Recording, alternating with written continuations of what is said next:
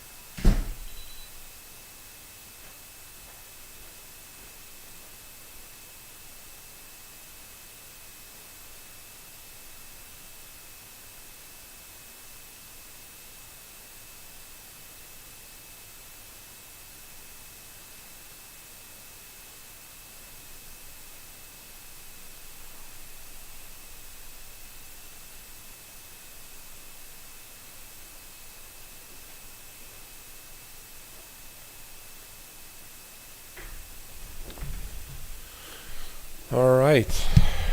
Good morning, everybody, and welcome to World History, Tuesday, October 20th.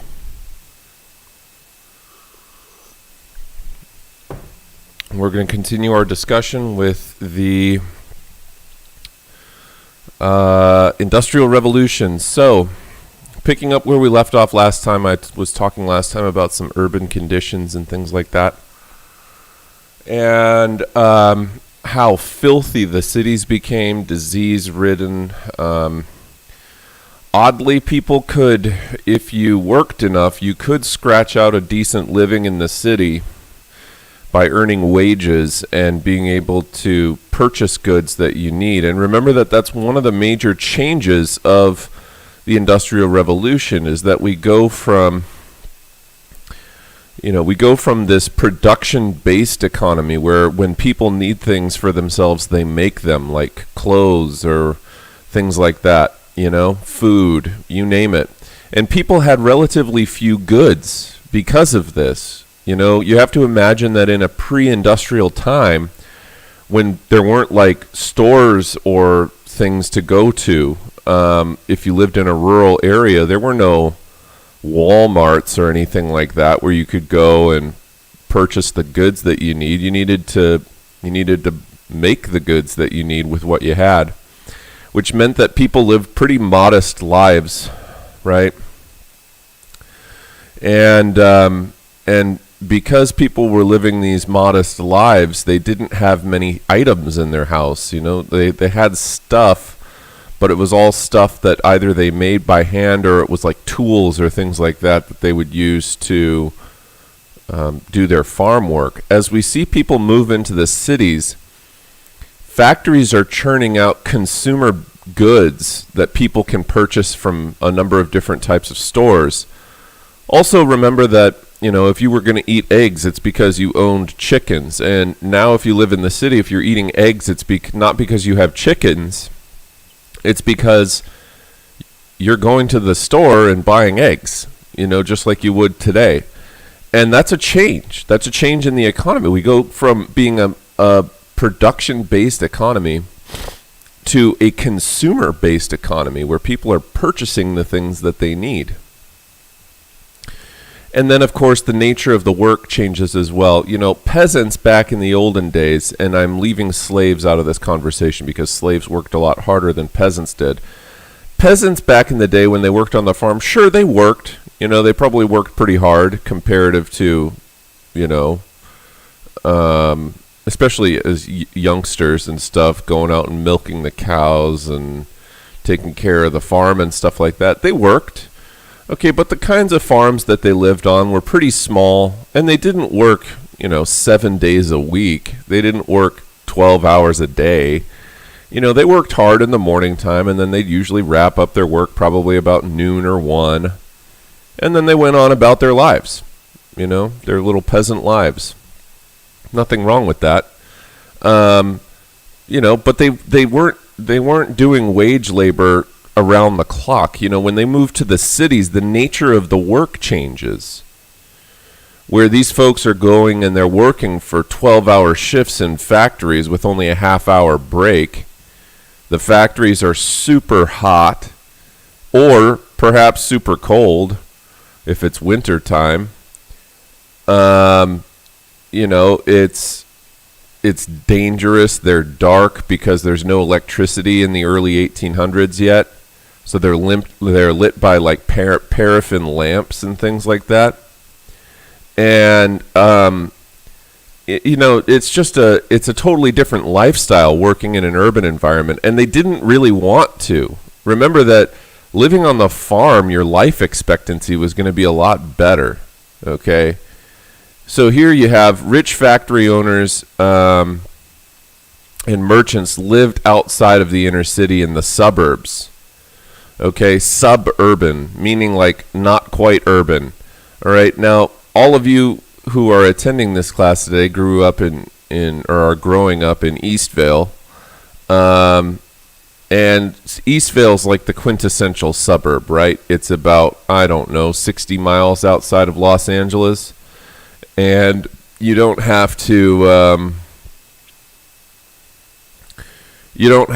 drive into LA and work in a factory as a child anymore. So if you were an urban worker, you would have lived in Los Angeles, but because you're wealthy or relatively wealthy compared to people who live in or at least some people who live in LA, now times have changed a little bit where it's really expensive to live in the city again. But back in the olden days, it was just really tough living for kids in particular because they had to go and work. Most kids didn't go to public schools back in those days. There was no mandated public school option in most places in Europe. And so what do you do when you're a kid? You work. And also people who move into the cities, they start having fewer kids. Why do they have fewer kids when they move into cities? Because when you move into a city, the space becomes in high demand. And in order to survive in the city, you need to make a wage. See, on the farm, they weren't really making a wage. They were just living off of the farm and producing for themselves what they need. When you live in the city, the only way to survive is by making a wage because you need to pay rent to whatever apartment that you're living in. You need to purchase the goods that you use to survive, including food, but also shelter and whatever else. Okay? And the more children that you have in a city, the more expensive it becomes to raise those kids. And so people start having fewer kids in the city because having, back in the olden days, people used to be churning out kids all the time, 6, 8, 10, 12 kids. And all of those kids became essentially free labor, right? Because they can be put to work on the farm doing all sorts of tasks, and your farm will be more productive. So it's an advantage to have a bunch of kids on a farm. It becomes a disadvantage to have a bunch of kids in a city area, because kids take up space. The more kids you have, the more you have to purchase to be able to feed them, to clothe them, to shelter them, and so on. And so we start to see people have fewer kids in this city, but those kids that they do have didn't go to school, they went to work. The rich factory owners who own the factories, okay, or who are managerial type positions and make a good amount of money, maybe they're doing things like accounting, maybe they're lawyers, maybe they're professors, maybe they're, doctors or people like that who are making more money. They're going to live outside the city. No one wants to live in the inner city because the inner city conditions are absolutely deplorable. And so, the houses in the suburbs were larger. You guys are a product of that as well. You guys in Eastvale with your, 3,500 square feet houses, McMansions basically, that are, maybe, 8, 10, 20 feet apart from one another at most. People live in the suburbs in these nice big mansion type houses. No one had a 3,500 square foot house in the city. Okay, it just wasn't a thing. And you guys get used to walking around Eastvale, the bubble of Eastvale, with people walking by, walking their dogs. You walk along, you see the fake lawns, the fake trees, the fake people, moms power walking to Starbucks, all of that sort of thing. Okay? Different life living in the suburbs. Pretty nice life to live in the suburbs. Okay? I'm just teasing about the whole Eastvale fake people thing. Okay, that's a joke. Relax. Now, so anyhow, owners want their machines running in the cities as long as possible, but they don't really want to be living in the cities. So the people who are living in the city, they work on average 14-hour days, 6 days a week. Factories themselves are often dirty, dark, dangerous. Many people are injured on the job, but they don't have any worker rights. That's another thing that's changed over time. You have to understand that as industrialization is happening, they don't have many laws that keep the Arnav, that is misinformation, and there's absolutely nothing to substantiate that. Okay, if that news story was true, it would be all over the place, and you're entitled to your opinion, but I'm just telling you that it's wrong. So anyhow, many people were injured on the job. They don't have any rights to sue. And the reason they don't have any rights to sue is because they don't have, there's no laws. There's no laws to protect people. Okay? These days, if you get injured on the job, you can collect like workman's comp, particularly if you get injured on the job and it's not your fault, like whatever, something falls on you or a machine explodes and you get injured in it or whatever it is. Okay, there's ways that you can gain compensation for your injury. They have workman's comp, but they also have, let's say that the economy goes down and you lose your job, you get laid off. You're not fired, you're just laid off from your job because they can't afford to pay you to work anymore. In situations like that, we have protections. We have social safety nets in place now, laws that help protect people. So, for example, we've, like I mentioned, the workman's comp, but you also have other things like unemployment, right? And a number of other types of, things that people can use to get themselves by in case their work goes away, okay? And they can't earn a wage anymore by doing work.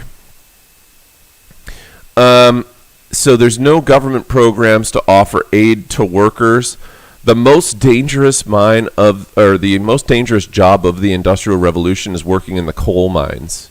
And even today, coal mines are extraordinarily dangerous jobs, okay? And coal miners typically have lower life expectancies, in part because they're breathing in coal dust They're in dangerous environments where coal mines can collapse. There was just a story a couple of years ago. You might remember it. There was a coal mine that that collapsed in Chile, I believe it was, and Elon Musk had to like help people out, like invent some sort of tunnel machine to be able to save the people that were in the coal mine. It's dangerous work, and so working in the coal mines could really have put a very, very short limit on your life, because you would start working in the coal mine as a kid. You'd be breathing in coal dust all day. Your lungs are completely black from breathing in coal dust. Kids are coughing and stuff like that. Oh my gosh, Arnav, you need to lay off, man. Like, seriously, it's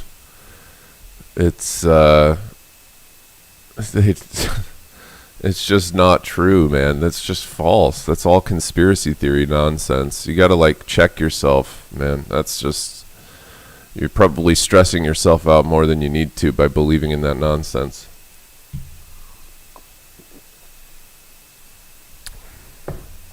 Okay, now the cheapest labor was women and children, and they were often put to work in the mines, and many folks were in poverty. There were very few people with wealth at this time, except for the people who own the factories, and that's another result of or effect of the Industrial Revolution, is it starts to create a wider gap between the rich and the poor. And so anyhow, here's kind of what these early factories looked like. You can see all of the machinery lined up here. All right.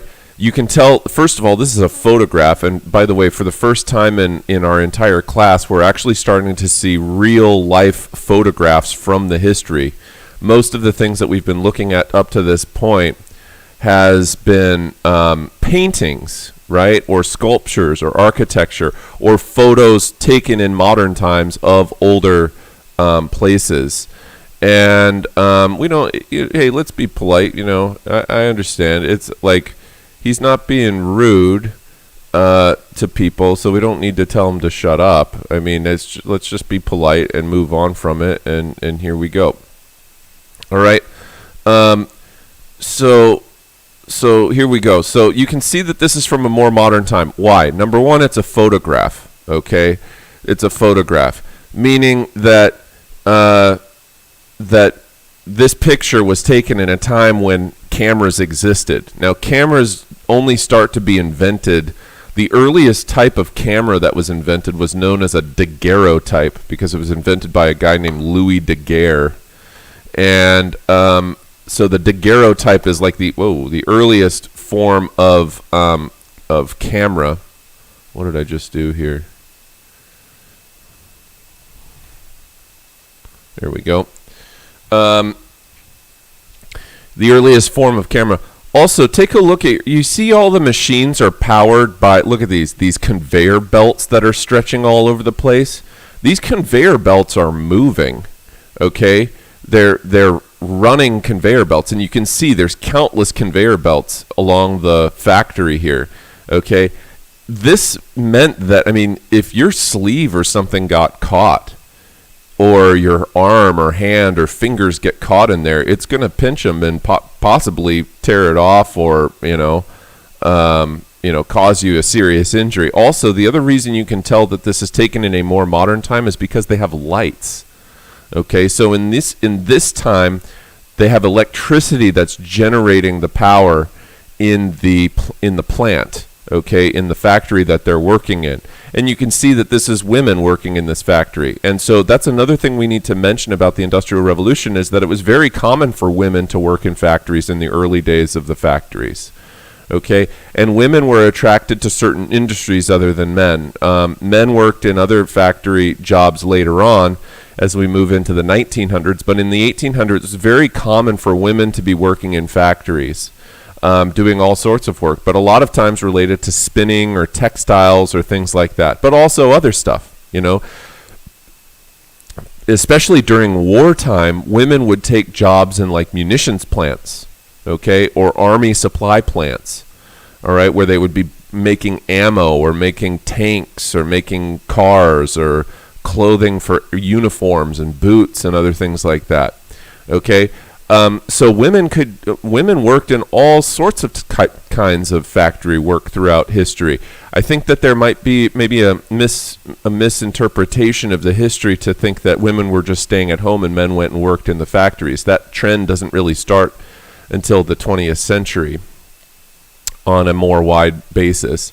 For most urban workers, women went and worked just like kids did until they started making laws that forbade child labor. And here's another image of a factory. Again, you can see here that there's lights. So this is a more recent image. This isn't the early Industrial Revolution. This is kind of more there's actually a second Industrial Revolution that we say happens in the early 20th century. So that is probably more of a second Industrial Revolution type picture. You can see that the machines and the factories start to become more complicated and do different things than just make textiles. And this is an actual photograph, and I know that it's kind of difficult to look at because it's blown up and it's actually an originally really, really small picture. But this is what your average city looked like, okay, across Europe or America after factories grow. And you can see the tremendous amount of pollution that is being spewed into the air through these coal smoke stacks, and then some of it is steam that you're seeing here. So the steam is relatively harmless. It just makes everything look foggy. But the smoke is really this black coal smoke that's coming out of these smokestacks. Is just horrible for the environment. It's horrible for people's health. And the factories themselves were polluting the environment, but the people too are polluting the environment with trash and human waste. There's vermin everywhere, rats and other things. Okay, and then here's what it looks like in a coal mine. This is a very, very early photograph of a coal mine. And you can see once again, I mean, it's a more recent picture because there's a light on the front of this coal train that goes into the mine. But you can see here even a kid working in the coal mine. Okay, and so child labor was relatively common to use in both factories as well as mines. One second, I'm going to have a sip of coffee here.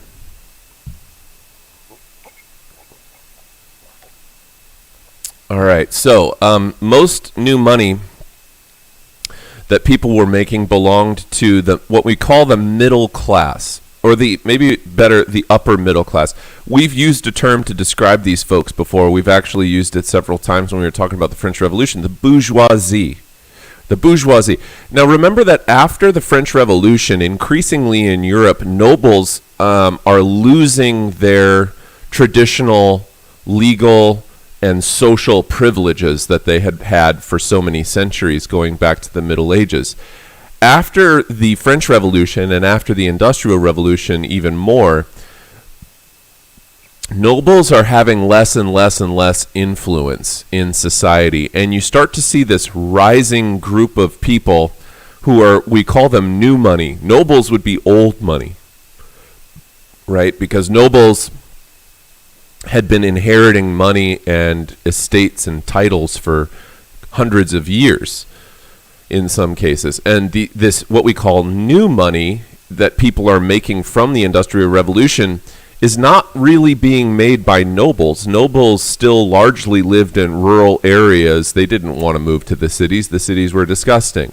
So nobles stayed in these rural areas. But as urban areas grew, and as capitalism, as an economic system began to grow, there was money to be made by non-nobles. But the people that are making the most money of this new money are going to be from that bourgeoisie class that we talked about, or bourgeoisie as it's sometimes said. Okay, the bourgeoisie is is this segment of society that is quite literally capitalizing on, in other words, taking advantage or making money on these new industries that are developing. So you have factory owners, but you also have wealthy shippers, wealthy merchants and artisans, and then professional type roles too, bookkeepers, accountants, lawyers, people like that. And they're also profiting from it because they have enough money to gain an education. Probably many of them lived in the suburbs and so on. But landowners and aristocrats, the noble class, are no longer at the top of society because now, as we enter into the Industrial Revolution, we're seeing more and more and more non-noble bourgeois, upper middle class type people who are actually even wealthier now than many of the nobles were. They may not own as much land, they may not be old money, but they are actually, in terms of the amount of money that they're making, wealthier than a lot of nobles are. And the middle class starts to expand gradually. Now, when we talk about the middle class, we have to kind of be clear, all right? If we were to, for example, think about it along a line here, okay? If this was, let's do this. I'll do 2 lines. Okay, here's how we think of the middle class today. Most people in the United States, when we ask you, kind of what class of society are you in, the vast majority of people in the United States will say that they are middle class. All right, and it leads people to think that if we were to divide up society, okay, so let's say that this bar right here that I'm making, that this bar represents all of society across the spectrum and how much money people make. Okay, most people today think that the divisions, okay, for middle class look like this.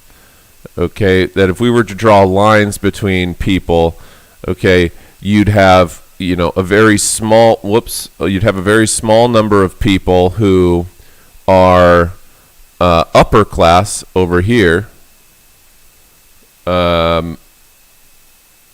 upper class over here. You have a very small number of people who are lower class over here, and your vast majority of people are in the middle class. That's what most people think about society today. All right, that we have this huge middle class, and yes, you've got a few people at the bottom, and you've got a few people at the top, but the vast majority of people are in the middle, somewhere in the middle class. To be honest with you, okay, that's not really very accurate, okay, on a global level maybe, but if we're looking at just the United States, okay, here's kind of how wealth looks like in the United States, all right? Here's how wealth is dispersed across the population. Whoops, there we go. Here's how wealth really looks in the United States.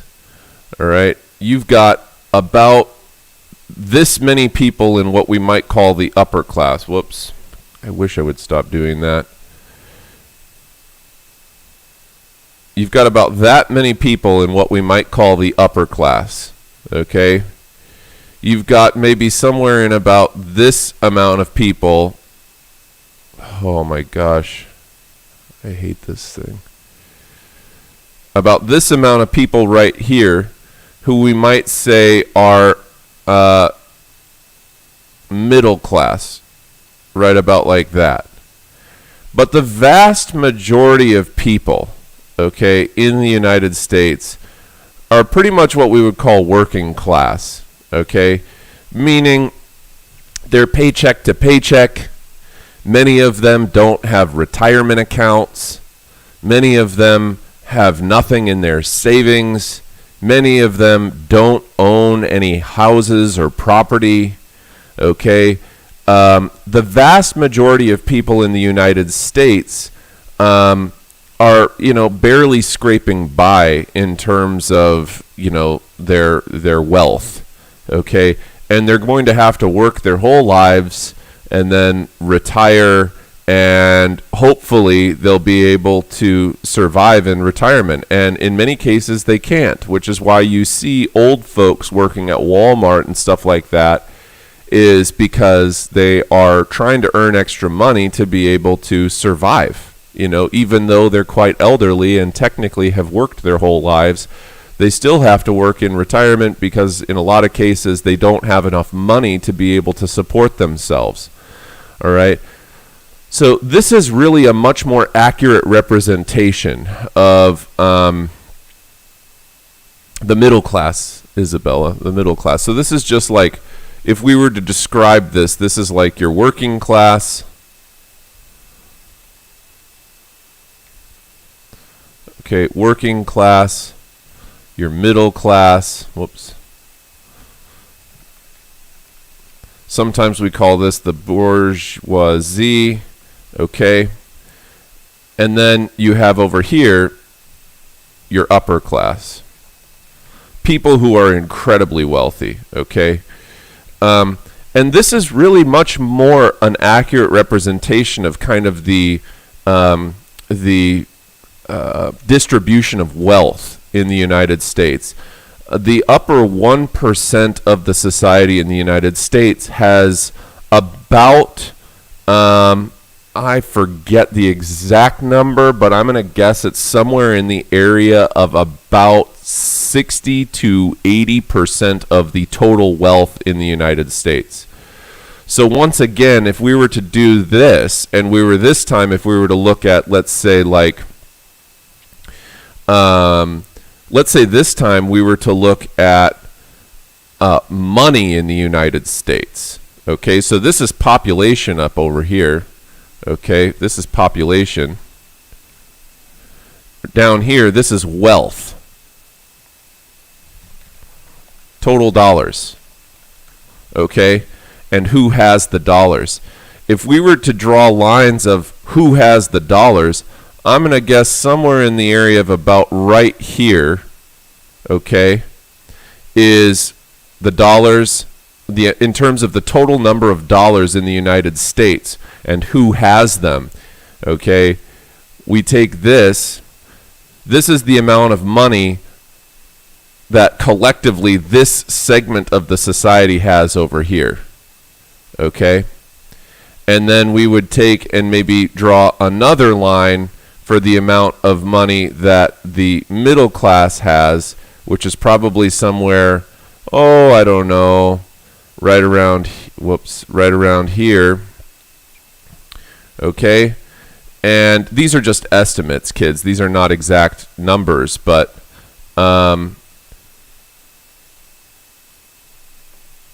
whoops. Gosh, I wish I would stop doing this. Evidently, I'm too dumb to use paint.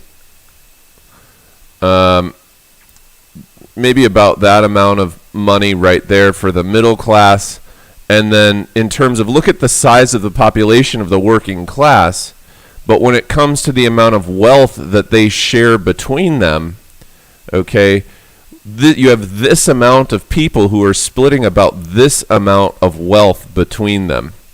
Okay, you have this amount of people that are splitting this amount of wealth between them. So there is a very uneven distribution of wealth today in the United States, and a lot of people don't know about this. A lot of people are just content to believe that the vast majority of the population lives in the middle class and that we just all kind of, share money equally amongst us. And it's just simply not accurate. It's not a representation of reality. Okay?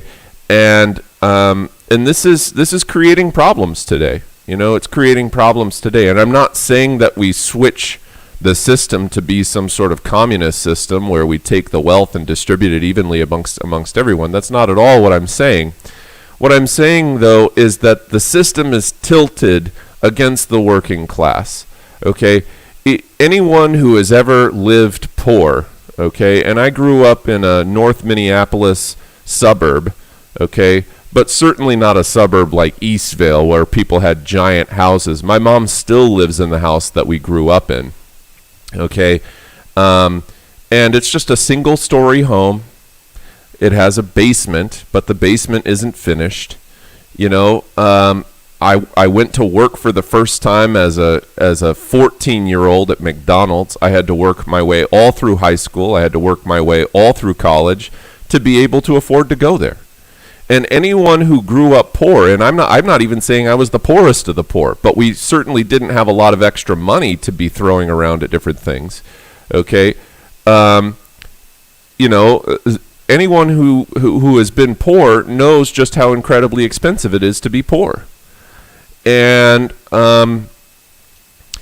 so it's difficult. It's difficult for people who are from the working class, and particularly people who have other disadvantages too. Maybe their parents are addicted to drugs, or maybe they were born with some sort of congenital problem, okay, or genetic predisposition or something like that. People who are working in these situations, who have relatively little wealth to be able to, keep themselves afloat, have tough lives. It's a tough life. And then that it doesn't even speak to the other side of it, which is just a pure intelligence or talent based type of thing. Some people are able to work themselves out of the working class and start to make more money because they have all of the cards. They were dealt the right cards in life. We don't get to choose who we are. No one chooses to be born, really. Okay. And so people have different talents, people have different abilities, and some people who have exactly the right kinds of talents and abilities are able to work hard enough to start making a better living for themselves, or people who have family support. That's the other thing. There's environmental factors. Maybe you had really good parents who looked out for you and held you accountable and made you go to school and made you do your homework and do those kinds of things. Those are good parents. It probably drives you crazy, your parents nagging you and stuff like that to get your work done, but those are good parents. That's their job. You're a kid and you're supposed to be kind of taught the rules of life a little bit, which is, in order to be successful, you got to put some effort in and work to be successful. But I'm just trying to let you know to have a sense of sympathy. Okay, because not everybody in the world is growing up in Eastvale.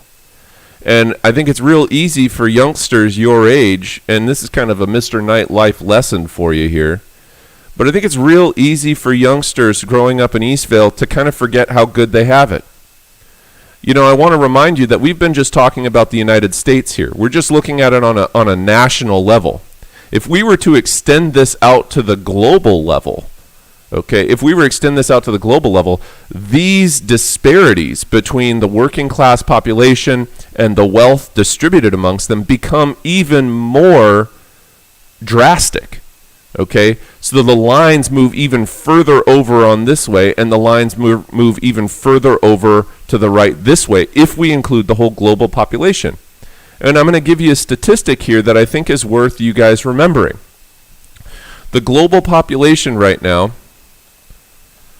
is somewhere in the area of about, 7 billion or so people, something like that. Of that global population, 2 billion people are living on less than $2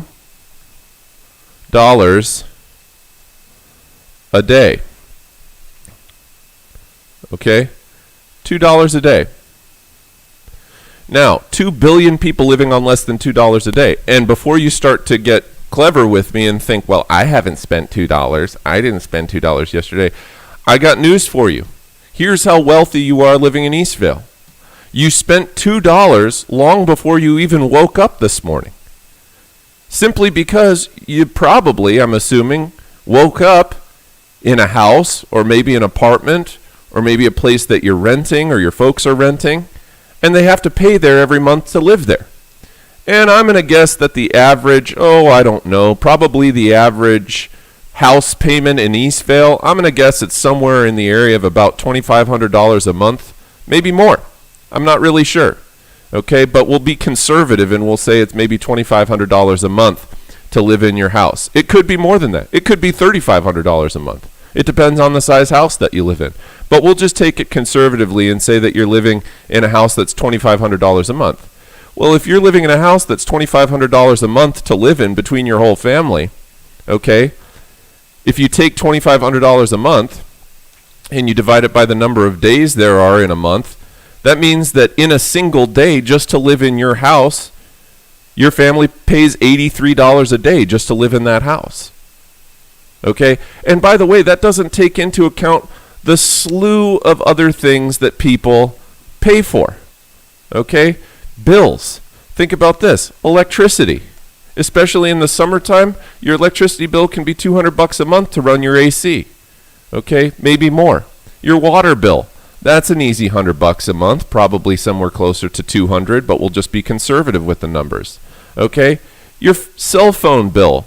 Who knows how much that is? If you're on a family plan, maybe it's about $120 a month. Your internet at your house, that's probably a solid $100 a month. Okay? The food you eat. Who knows what you're spending on food? If you're door dashing every day, that's easily $25 a day. Okay? So let's say you're spending $25 a day on food. What's $25 a day times 30? 25 times 30. $750 a month just to feed yourself. Okay? Gas. Your house has a natural gas line. I'm going to guess that that's probably about, $10 a month or something like that. All right? Gasoline for your car. Every time you fill up at the pump, that's about $60 a trip to the gas station. You make 2 trips to the gas station a month. That's about $120 to fill up your gas. Insurance. Okay? Insurance. Who knows what you're paying on insurance? For car insurance, when you first start driving as a youngster, because you have only first learned how to drive, your insurance is probably going to be in the area of about $400 a month just for you. Okay? Just for you. So I want you to consider this. If you add all this together, 300, 400, 500 plus that's about $1,300, $1,400, another 2,000, we'll say conservatively, 2,000 plus the $2,500 you're paying for your house a month. That's $4,500 a month. Divide that by the number of days in a month. You're spending somewhere in the area of about $150 a day. Okay? And so, but I want you to consider that there are 2 billion people on the planet that live on less than $2 a day. Okay? And that, when you put it into cold, hard cash figures, all right, I hope that this gives you something of an appreciation for just how hard living is for a quarter of the planet, or more, really more, a lot more, but especially hard for a quarter of the planet living on less than $2 a day. If you go to the slums of Dharavi, India, in Mumbai, okay, the people who are living there, literally the entire economy of the slums of Dharavi revolves around the trash of the urban area. And you might think, kids, that, I'm being dramatic here, or, that I've somehow gone on a giant tangent, but all of this relates to industrialization. All of it. Okay? Industrialization has resulted in a global system where there are an awful lot of people on the planet who live really, really tough lives. That they would have no ability to wrap their brains around your day-to-day existence in Eastvale, where you live in beautiful homes, in beautiful neighborhoods, with beautiful weather, with plenty of businesses, where on a day-to-day basis, you really probably even don't think too much about, hopefully at least, so long as your family is doing okay with the COVID situation, you probably on a day-to-day basis don't get too stressed out about money, because you just assume your folks will probably figure it out.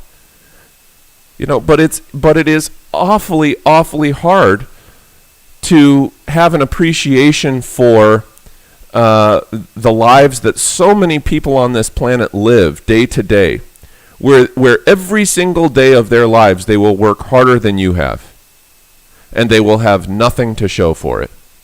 Okay? Every single day of their lives, they will have to struggle to just purely exist. And when you put it in a context like that, my hope for taking the time to explain all of this to you guys is that you take a step back and you realize that your lives in Eastvale are awfully, awfully good. We all have problems. I'm not saying your life is perfect, but I am telling you that it could be a whole lot worse. And when you get exposed to some of this information, my hope is that it hopefully instills in you some compassion for people, for humans. Okay? No one chooses to be born poor.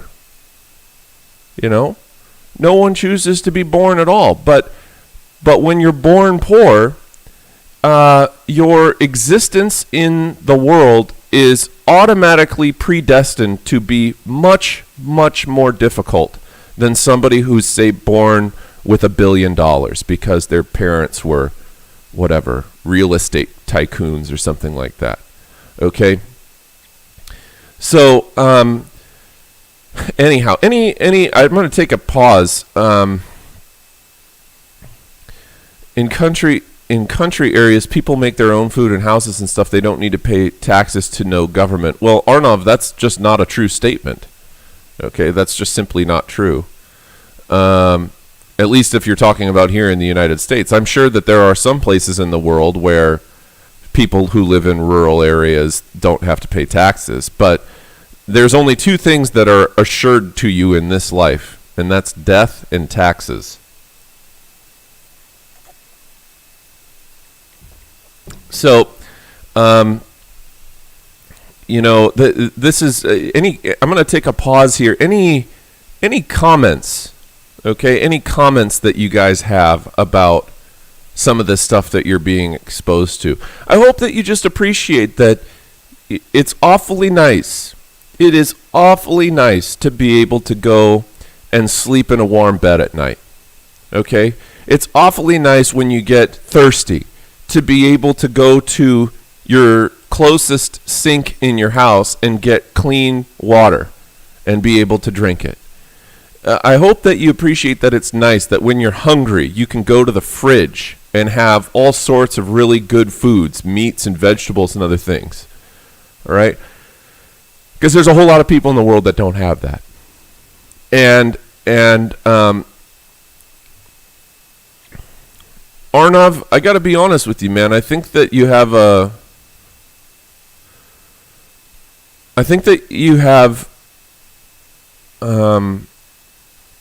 being in a comfortable prison and work for someone you don't want to. I mean, hey, you're entitled to that opinion. Arnav, I think that you would be really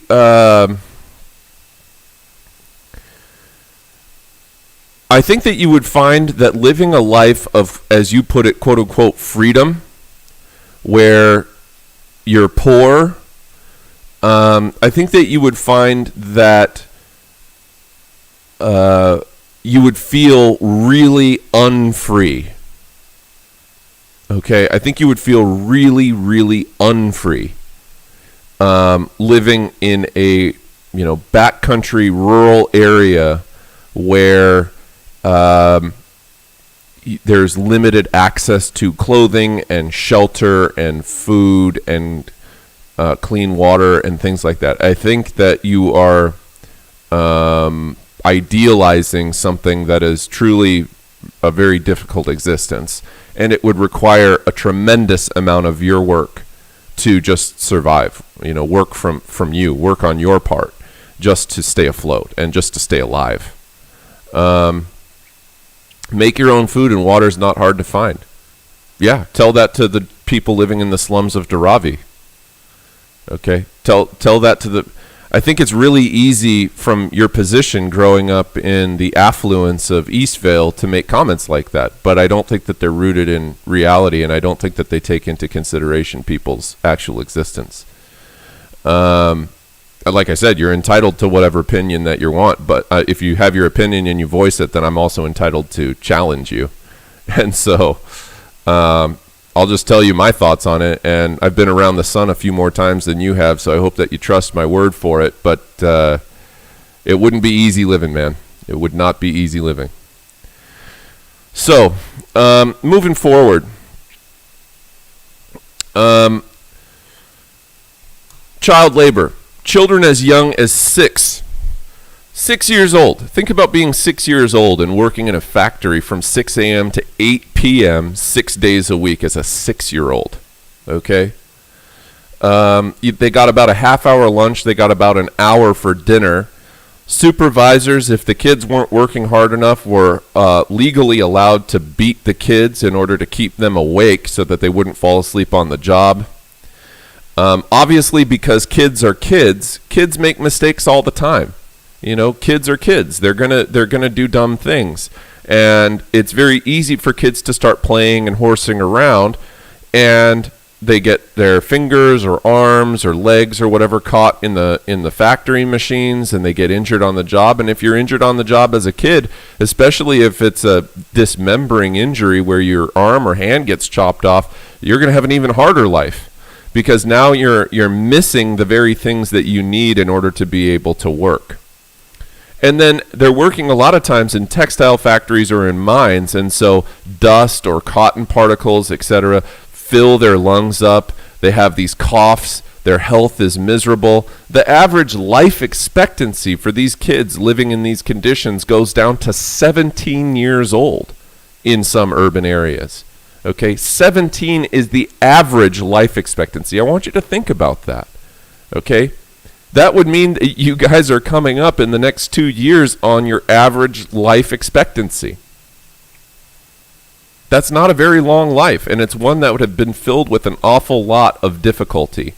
Here you can see a photograph of a young girl who was working in a textile factory. You can see all of the cotton all over the ground here and the fibers that coat the floor, all right? And that stuff's, those cotton particulates are floating in the air, and you're breathing that in daily, 14 hours a day, 6 days a week. You can imagine the effect that that has on your health. Here's a young boy. Look at this kid working in a factory. He doesn't even have shoes. Imagine just doing something as simple as you're working hard, you're being a kid, you're walking around the factory, you don't have shoes because you can't afford them, and you step on a nail. Well, your work day's over, okay? And who knows what could happen. If the nail was dirty or rusty, maybe you now have an illness. Maybe it gets infected. You know, they don't have antibiotics at this time. You know, they don't have health insurance. Okay, it's just really, really difficult. And then here you can see, again, more kids working in factories. Once again, you know, they don't have shoes on. All right. And then here, and you can see, look at this kid is an open belt. He's literally barefoot standing on this little rack thing because he's not even tall enough to reach the top shelf up here. Imagine if he loses his footing and falls into this spinning conveyor belt here. He's only, 2 feet away from that, maybe? You know, it's super, super dangerous. Here you can see more children. These kids are somewhere in the area of, I'm guessing, I don't know, maybe 8 or 10 years old, somewhere in that neighborhood. Okay? Hard life, and it ages you real quick. More kids working here. This kid's got a bandage wrapped around him because he was already injured on the job. And they're working in spinning factories. They're spinning thread here to be used in textiles. It becomes very clear to people. It becomes very, very clear to people that working in the factories and living in the city is not ideal, especially in comparison to the lives that people used to live in the previous generation before the Industrial Revolution hit. And like I said, they didn't really want to move to the cities. No one wanted to leave the farmland and go and work in the cities. They didn't have a choice because their farm jobs were disappearing. And particularly in England, where most of our unit has been situated, particularly in England, they were being pushed off the land because the people who own the land were buying up the land and building those enclosures around the land and kicking the peasants off the land so that they could put sheep on the land. Because sheep, before cotton became viable, sheep was what people used to gather wool. to make textiles out of. So sheep were more profitable. Plus, cotton doesn't grow in England anyway.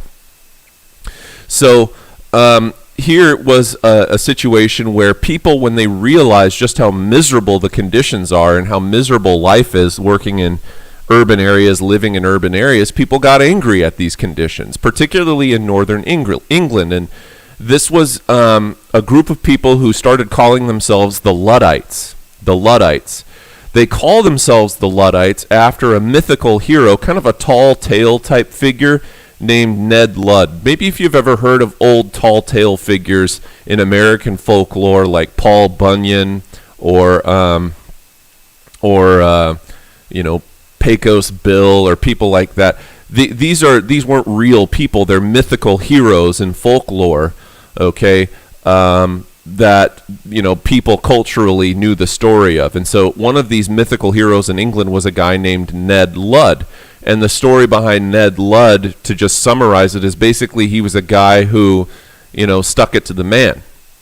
And so they start calling themselves the Luddites, naming themselves after this mythical hero, Ned Ludd. And what do the Luddites do? But they react against this situation that they find themselves in. They destroyed machines. They destroyed whole factories in 1811 as industrialization was coming underway. They would bring in sledgehammers. Here's some Luddites for you. They'd bring in some sledgehammers and break up the factories. And it's because they're reacting to the miserable conditions that they had to suffer while they worked in these factories, and they were sick of it. They said, this is not how people should live. And so the Luddites were kind of this contained group of people who basically said, we're not going to take it. We're not going to take it. No, right? We're going to go in and we're going to smash these factories up because we don't want to live and work like this. We'd rather return to rural areas and live on a farm. And even though our lives were relatively poor, at least we weren't working 6 hours or 14 hours a day in a factory, for relatively little money and living in these dirty, dark, dangerous conditions. Long-term effects. People in industrialized nations can afford goods that would have been luxuries in the past. So one of the things that happens with industrialization, and once again, I'm going to kind of turn to my,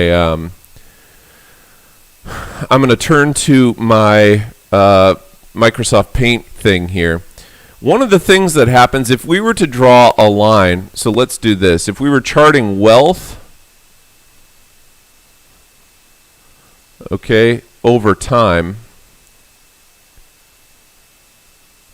all right, charting wealth over time. So once again, here's wealth, how much money people are making, and here's time down here. And then what we're looking at is industrialization effects on quality of life. Okay? We're looking at industrialization effects on quality of life. When people first start industrializing, all right, when countries first start industrializing, here's kind of the path that it looks like. It kind of goes like this. Okay, quality of life. Maybe I can make that a little better. Let's do it like this.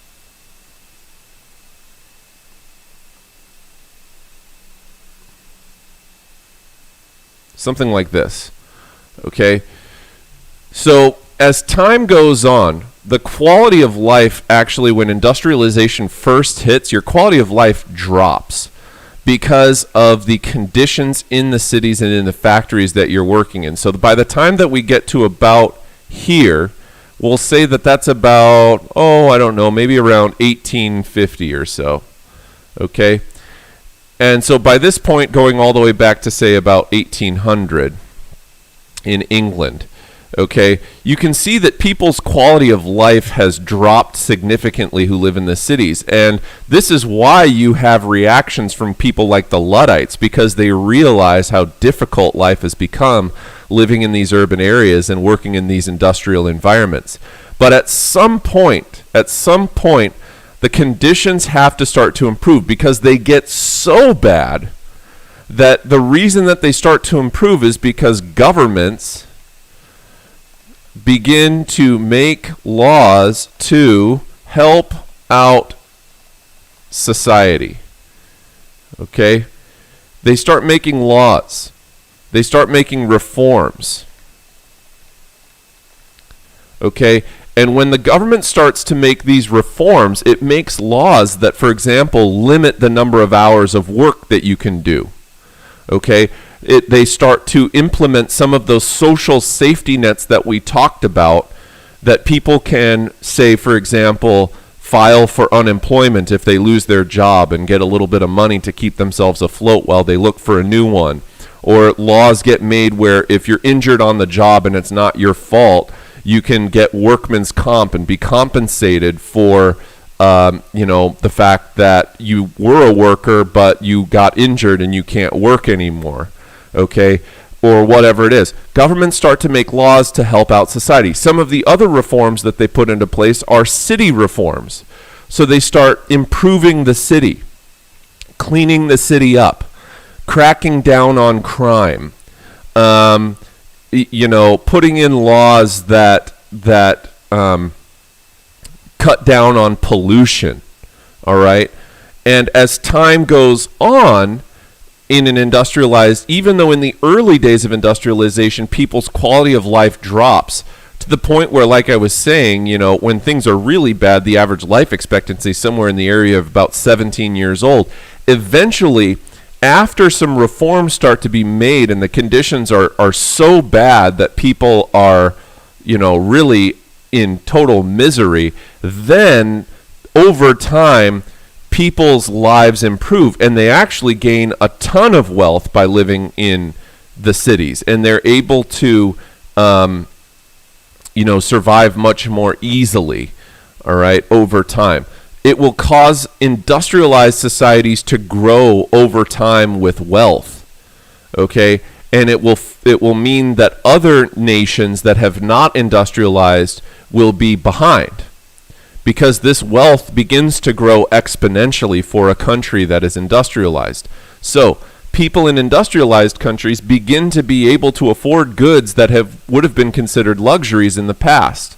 Now, the extreme pollution that came as an after effect of industrialization lasts for years, and we're still combating that today, because the other thing about that happens with industrialization we learned about is urbanization. And as urban areas grow, populations grow significantly. So whereas in 1800, the United States had somewhere in the area of about 5 million people, or maybe about 6 million people total, okay, over time, because the country is industrializing, the population grows significantly, as do urban areas. So today in the United States, we have 315 million people or something in that neighborhood. Okay, so populations grow over time, and that population growth is also going to cause the nation's economy to grow because more people are participating in it. Working and living conditions eventually improve over the decades. One of the other types of reforms that I was talking about here that people put in is they start making it so that there are certain codes that you have to, like building codes that you have to follow, laws that make it so that the buildings that are being made are not dangerous for the people who are either living or working in them.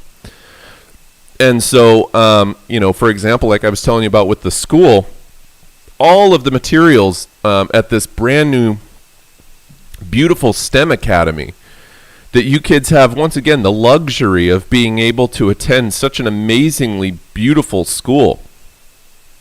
Even the main campus isn't that old. It was only built in, I think, like 2006 or something like that. All right? So, the conditions improve because building codes and other things like that, you have these really safe buildings. You're never worried that the building's going to set on fire or collapse. Those were everyday concerns for people back in the day. All right? And then also, too, other types of laws about how to build a safer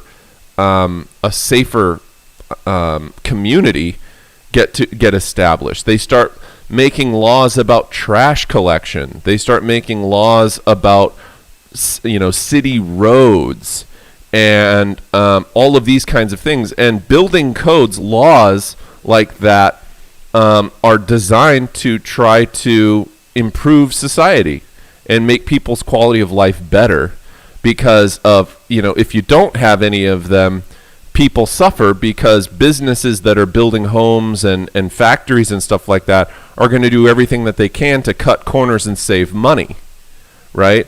You don't want them cutting corners and saving money when it comes to your house or your business, because that means that the house or business that they're building is probably going to be pretty dangerous. And who knows what happens, electrical fires or anything like that. There's all sorts of laws that regulate the quality of craftsmanship of just the buildings that people are living and working in. Profits from factories start producing tax money for the government, and that's the money that the taxes are, that the tax money that the government is collecting is then used to start improving the cities. And that's how they begin to make these reforms. This is why we see a change here, is because, previously city governments didn't have a ton of wealth to be able to spend on improving the city. But as time goes on and they start collecting money from urbanization and from industrialization, they're able to take the tax money that they're collecting and reinvest it in the city to improve the conditions of the city that people are living in. All right, so we covered a lot of ground today. Even though I only did a handful of slides, we talked about a whole lot of different things in today's lecture. And once again, there will be an assignment that goes along with it, but I am going to conclude today's lecture there, and I'm going to turn around and go on to Canvas and post an assignment that you guys can begin to work on here for the last little bit of class, and to have that done by Thursday morning. Okay? So, at this time, before I sign off, are there any questions that I can address here about the unit or about today's lecture?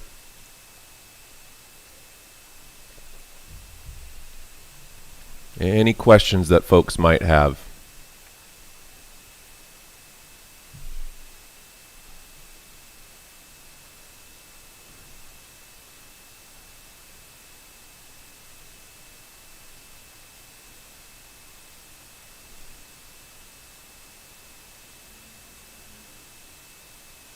No questions?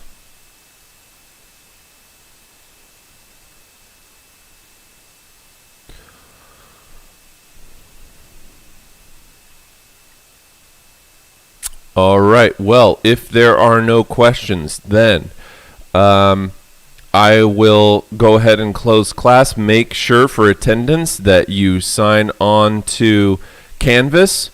Hopefully you can get this assignment complete and submitted. And if you log into Canvas and you submitted your assignments for today, wait, was there an assignment for today? I forget if there was an assignment for today or not. But if there was an assignment due for today, make sure that you hand that assignment in. And as long as you've logged into Canvas and okay, if there was no assignment today, then you're good. Then just make sure that you get the assignment done for Thursday and hand that in. Okay, cool. Hand in the assignment that's due for Thursday then, and you will get attendance for today. But just make sure that you log on to Canvas today so that I can see that you have participated in class for today. All right, folks, have a great rest of your Tuesday. Enjoy the rest of your classes, and we will see you back on Thursday morning. Have a great day.